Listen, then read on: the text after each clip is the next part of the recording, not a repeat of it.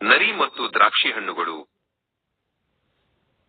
ಒಂದಾನೊಂದು ಕಾಲದಲ್ಲಿ ಕಾಳಿಂಗ ಎಂಬ ಹೆಸರಿನ ಹಸಿದ ನರಿಯೊಂದು ದಟ್ಟವಾದ ಕಾಡಿನಲ್ಲಿ ಅಲೆದಾಡುತ್ತಿತ್ತು. ಆಹಾರ ಹುಡುಕುತ್ತಾ ಅವನು ತುಂಬಾ ದೂರ ಬಂದಿದ್ದನು, ಆದರೂ ಅವನಿಗೆ ಏನೂ ಸಿಕ್ಕಿರಲಿಲ್ಲ.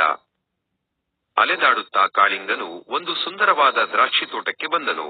ಅಲ್ಲಿನ ದೃಶ್ಯವನ್ನು ನೋಡಿ ಅವನ ಕಣ್ಣುಗಳು ಅರಳಿದವು. ತೋಟದಲ್ಲಿ ಹಸಿರು ಬಳ್ಳಿಗಳ ಮೇಲೆ ನೇರಳೆ ಬಣ್ಣದ ದ್ರಾಕ್ಷಿಗಳು ಗೊಂಚಲು ಗೊಂಚಲಾಗಿ ನೇತಾಡುತ್ತಿದ್ದವು. ಅವು ನೋಡಲು ತುಂಬಾ ತಾಜಾ ಮತ್ತು ರಸಭರಿತವಾಗಿದ್ದವು. ಆಹಾ, ಎಷ್ಟು ರುಚಿಯಾದ ದ್ರಾಕ್ಷಿಗಳು! ಇಂದು ನನ್ನ ಹಸಿವು ನೀಗುತ್ತದೆ ಎಂದು ಕಾಳಿಂಗ ತನ್ನಲ್ಲೇ ಅಂದುಕೊಂಡನು. ಅವನ ಬಾಯಲ್ಲಿ ನೀರು ಬಂತು. ಕಾಳಿಂಗನು ದ್ರಾಕ್ಷಿಯನ್ನು ಹಿಡಿಯಲು ಒಂದು ಸಣ್ಣ ಜಿಗಿತವನ್ನು ಹಾಕಿದನು.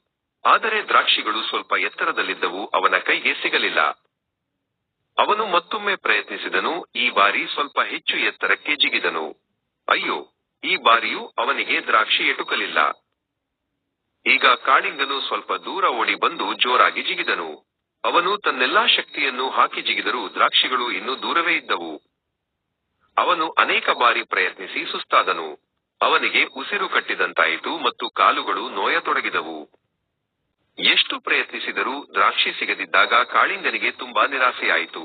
ಅವನು ತನ್ನ ಸೋಲನ್ನು ಒಪ್ಪಿಕೊಳ್ಳಲು ಇಷ್ಟಪಡಲಿಲ್ಲ.